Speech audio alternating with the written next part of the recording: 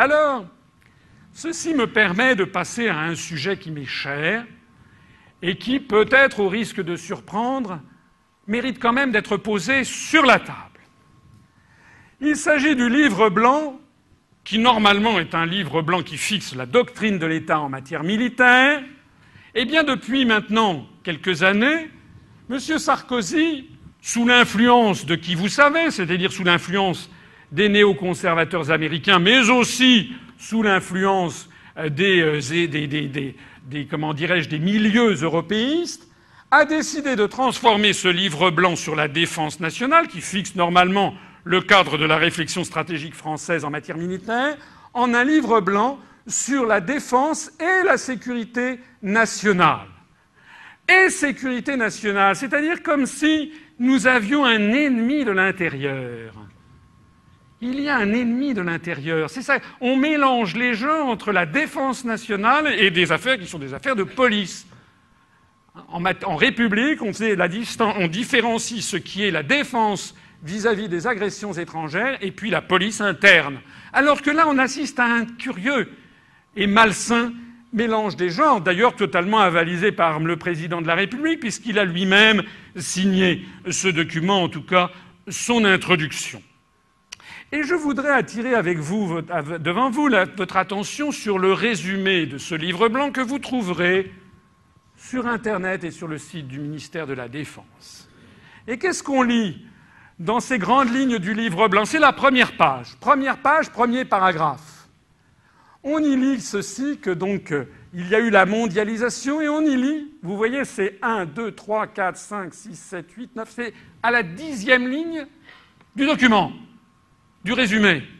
La France et l'Europe sont dans une situation de plus grande vulnérabilité directe. Le terrorisme se réclamant du djihadisme les vise explicitement.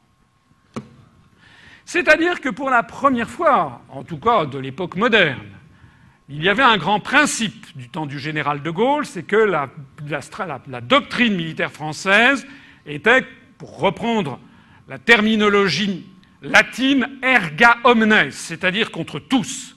Nous avions une force de frappe, sur laquelle je reviendrai tout à l'heure, et la France se sanctuarisait vis-à-vis de toutes les menaces. Nous n'avions pas d'ennemis désignés.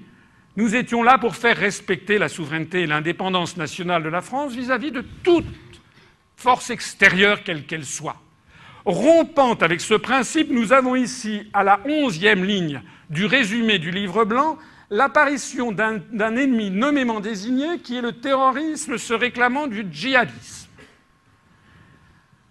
Eh bien, face à ça, il est temps d'en revenir aux faits.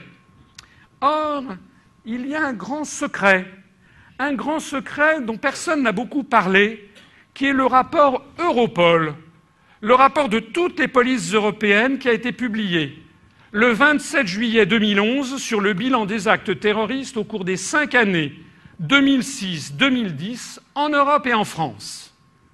Il y a eu un article dans Libération, un peu gêné aux entournures, qui a dit « En Europe, les actes terroristes islamistes sont rares ». En effet. Nous allons voir un peu de quoi il retourne. Voici ce qu'a révélé, c'est pas moi qui le dis, ce sont les rapports officiels de toutes les polices d'Europe. Nous avons à gauche les personnes suspectées des attaques terroristes. Il s'agit des suspects. De toutes les attaques terroristes à travers toute l'Union européenne sur les 5 années 2006-2010, en fonction des incriminations.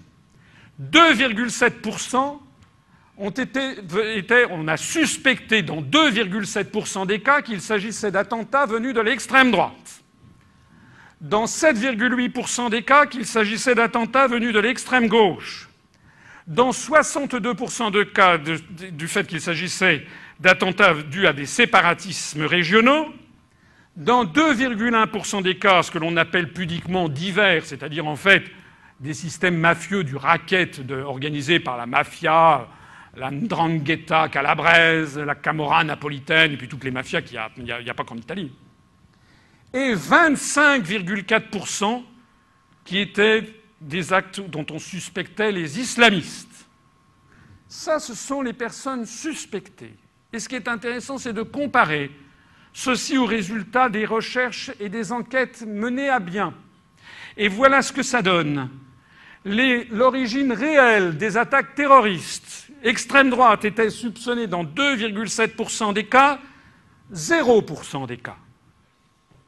L'extrême gauche, 7,8%, 9,2%.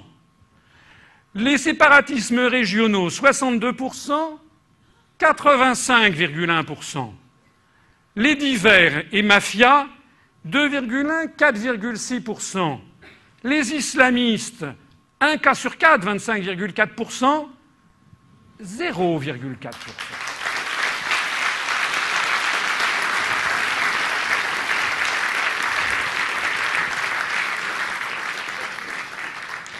Et en France, eh bien en France, nous avons les mêmes statistiques. Ça, ce sont les personnes suspectées d'attaques terroristes en France sur la période 2006-2010. Extrême droite, 0,3%. Extrême gauche, 4%. Séparatismes régionaux, 69,2%. Les divers et mafias, 0,4%. Les islamistes, 26,1%. Personnes suspectées. Et maintenant, après les enquêtes menées, quelles ont été les origines réelles? Extrême droite, 0,3%. Donc l'origine réelle, 0,3%, 0%. Extrême gauche, 4,4%, 0%. Séparatismes régionaux, 69,2% suspectés, 95,4%. Divers, 0,4%, 4,6%. Islamistes, 26,1%, 0%.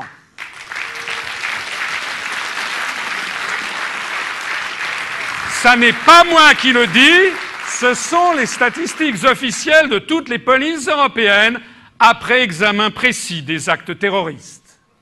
En d'autres termes, au cours des 5 dernières années, 100% des nombreuses attaques terroristes en France ont été dues à des mouvements séparatistes, pour 95% d'entre elles, et à des attentats mafieux pour 5%. En revanche, le terrorisme se réclamant du djihadisme, qui figure comme l'une des principales menaces contre la France dès le premier paragraphe du résumé du livre blanc de la défense et de la sécurité nationale, a représenté 0%.